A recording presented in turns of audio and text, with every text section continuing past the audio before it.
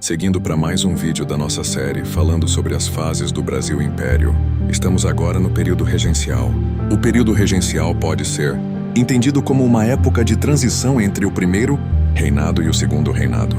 Ele durou pouco tempo, tendo iniciado em 1831 e finalizado em 1840. Na verdade, pela ordem natural dos eventos, esse período nem existiria em nossa história, mas o autoritarismo de Dom Pedro e os diversos conflitos existentes durante o primeiro reinado fizeram com que ele abdicasse ao trono e, em 1831, deixou seu filho, Dom Pedro II, com apenas 5 anos de idade em seu lugar.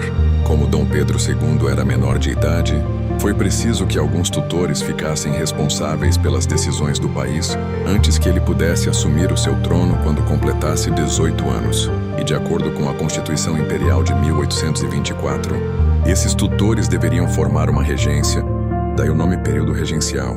É importante destacar que nessa época já existiam alguns grupos políticos no país com ideais bem divergentes, dentre os quais podemos destacar 3: os restauradores, os moderadores e os exaltados. Os restauradores, também conhecidos como caramurus, apoiavam a volta de Dom Pedro, e ao poder seu principal representante era José Bonifácio.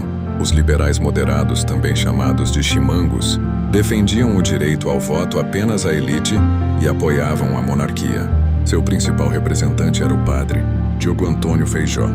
Já os liberais exaltados, também conhecidos como farroupilhas, eram mais reformistas e pregavam algo parecido com o federalismo, já que defendiam uma monarquia mais descentralizada, onde as províncias deveriam ser mais autônomas. Seu principal representante era Cipriano Barata. Tais partidos tiveram grande influência durante a regência e isso contribuiu bastante para que ela se dividisse em 4 períodos: a regência trina provisória, a regência trina permanente, a regência una de Feijó e a regência una de Araújo Lima. A regência trina provisória surgiu em 1831 com 3 regentes, por isso o nome trina, e durou apenas 2 meses, pois foi criada meio que no improviso, ou seja, na urgência em se adotar alguma forma de governo. Porém, mesmo com pouco tempo de atuação, os regentes desse período, que foram Francisco de Lima e Silva, José Joaquim Carneiro de Campos e o senador Nicolau Pereira de Campos Vergueiro, promoveram algumas mudanças significativas, sendo a principal delas a suspensão do poder moderador e assim a Câmara dos Deputados passou a ter maior influência, podendo interferir nas ações do governo regencial.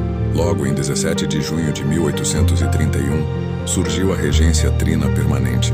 A regência trina permanente iniciou em 1831 e se manteve até 1835, sob o comando de 3 regentes, Francisco de Lima e Silva, João Braulio Muniz e José da Costa Carvalho. Nesse período regencial, o padre Antônio Feijó foi nomeado como ministro da Justiça e foi responsável por importantes marcos deste período, tais como a criação da Guarda Nacional, a aprovação do Ato Adicional de 1834 e a substituição da regência trina pela una. Mas antes de continuar, peço a vocês que, por favor, que se vocês estiverem gostando do conteúdo, se inscrevam no canal para incentivar mais vídeos. Continuando, a regência una de Feijó teve início em 1835 e se estendeu até 1837 e teve como regente o padre Antônio Diogo Feijó.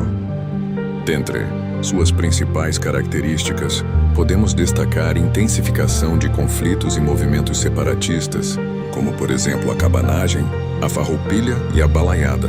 Também a falta de apoio político, inclusive dos aliados liberais moderados, o fortalecimento do conservadorismo e as dificuldades em governar que, aliadas aos problemas de saúde do padre Antônio Feijó, fizeram com que ele renunciasse ao cargo em 1837. A regência una de Araújo Lima iniciou em 1837 e durou até 1840. Essa fase do período regencial também ficou conhecida como regresso conservador. Dentre suas principais características, podemos citar a redução da autonomia das províncias e a centralização do poder imperial. Os conflitos no Brasil imperial se intensificaram cada vez mais e os conservadores que estavam em ascensão politicamente no país defendiam repressões mais duras, o que fez com que os liberais iniciassem um discurso a favor do golpe da maioridade, e assim, em 1840, Com apenas 14 anos de idade, Dom Pedro II foi coroado antecipadamente, dando início finalmente ao último tópico dessa sequência de vídeos, o período do Segundo Reinado no Brasil.